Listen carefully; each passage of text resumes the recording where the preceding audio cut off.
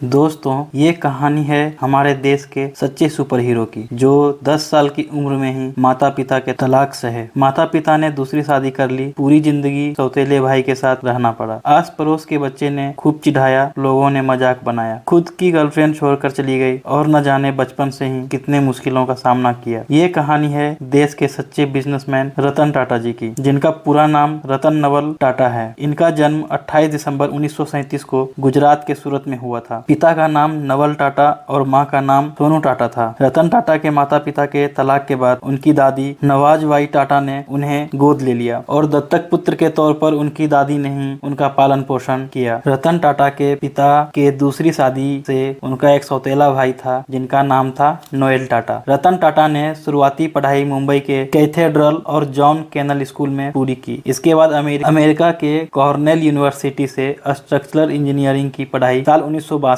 में पूरी की थी। फिर 1975 में हार्वर्ड यूनिवर्सिटी से एडवांस मैनेजमेंट प्रोग्राम कंप्लीट किया था। चलिए अब जानते हैं रतन टाटा की सक्सेस स्टोरी के बारे में। रतन टाटा बिजनेस घराने से थे। पढ़ाई के बाद साल 1971 में उन्होंने राष्ट्रीय रेडियो और इलेक्ट्रॉनिक्स कंपनी नेल्को में प्रभारी निर्देशक के रूप में नियुक्त किया गया। जब उन्हें इस कंपनी की कमान सौंपी गई, तब कंपनी बुरे दौर से गुजर रही थी, लेकिन इससे पीछे हटने के बजाय रतन टाटा ने अपने काबिलियत के दम पर कंपनी को इस बुरे वक्त से निकाला और 20% तक हिस्सेदारी भी बढ़ाने में सफल रहे। हालांकि इमरजेंसी और आर्थिक मंदी से कंपनी को काफी नुकसान हुआ और 1977 टाटा को यूनियन हड़ताल का सामना करना पड़ा और कंपनी बंद कर दी गई। कुछ महीने बाद रतन टाटा को कपड़ा मिल इम्प्रेस मिल की जिम्मेदारी सौंप दी गई। ये कंपनी भी उस समय घाटे में थी, पर रतन टाटा ने इस कंपनी में भी काफी मेहनत की। हालांकि इसे भी बंद करना पड़ा, लेकिन रतन टाटा ने कभी हार नहीं मानी। लेकिन इतने समय तक रतन टाटा के काबिलियत को उनके परिवार वालों ने समझ लिया था। जितने बुरे हालात में भी रतन टाटा ने दोनों कंपनियों को काफी हद तक ऊपर उठाया था। ये सब देखते हुए JRD टाटा ने साल 1981 में रतन टाटा को टाटा इंडस्ट्रीज का उत्तराधिकारी बनाने की घोषणा कर दी। उस समय तक उनके पास ज्यादा अनुभव नहीं था, इसीलिए विरोध भी हुआ, यानी ये भी उनके लिए मुश्किल दौर था। लेकिन रतन टाटा तो वाकई अनमोल रत्न थे। उन्होंने हार नहीं मानी और आगे बढ़ते गए। साल 1991 में रतन टाटा को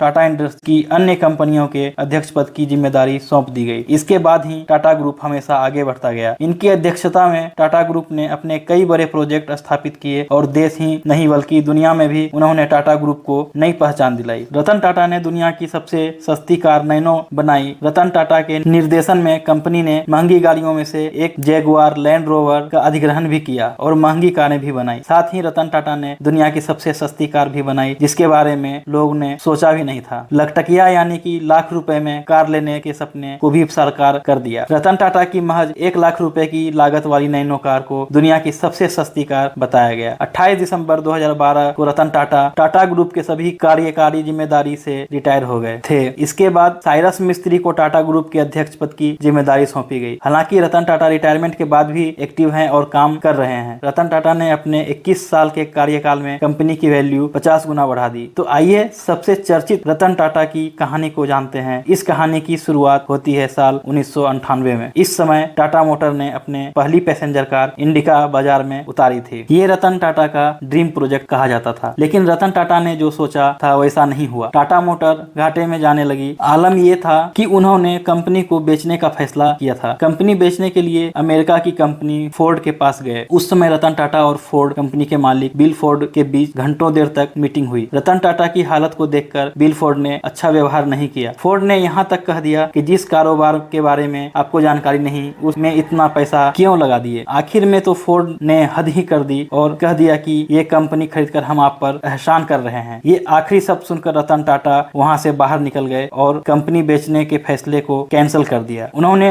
डील भी खत्म कर दी और शुरू की उसी टाटा इंडिका कार प्रोजेक्ट पर फिर से काम। उन्होंने एक रिसर्च टीम तैयार की, मार्केट में क्या चल रहा है, लोग क्या चाहते हैं, उनकी क्या जरूरतें हैं, फिर उससे फिर से लॉन्च किया। फिर वही टाटा इंडिका ने सफलता की नई बुलंदियों को छू लिया और फिर रतन टाटा लगातार आगे बढ़ते रह गए और वही फोर्ड कंपनी का पतन शुरू हो गया। साल 2008 तक आते आते फोर्ड कंपनी दिवालिया होने की कगार पर आ पहुंची। अगर हम टाटा ग्रुप की सभी कंपनियों के मार्केट वैल्यू की बात करें तो एक अनुमान के हिसाब से जितनी उनकी कंपनी है, उनकी मार्केट वैल्यू 17 लाख करोड़ रुपए से ज्यादा होगी। एक रिपोर्ट के मुताबिक उनकी कुल संपत्ति $117 बिलियन यानी करीबन 8 8.25 लाख करोड़ है। रतन टाटा इसमें से 65% पैसा लोगों की मदद करने के लिए दान दे देते हैं। यही कारण है कि वो दुनिया के अमीर व्यक्तियों में शामिल नहीं है। यही वजह है कि वो भारत के सबसे महान व्यक्ति माने जाते हैं। वो सभी के दिलों में राज करते हैं। वो दिल से बहुत अमीर इंसान है। वीडियो अच्छी लगी हो तो चैनल को सब्सक्राइब करें, लाइक करें और बेल बटन को जरूर से जरूर प्रेस करें। धन्यवाद।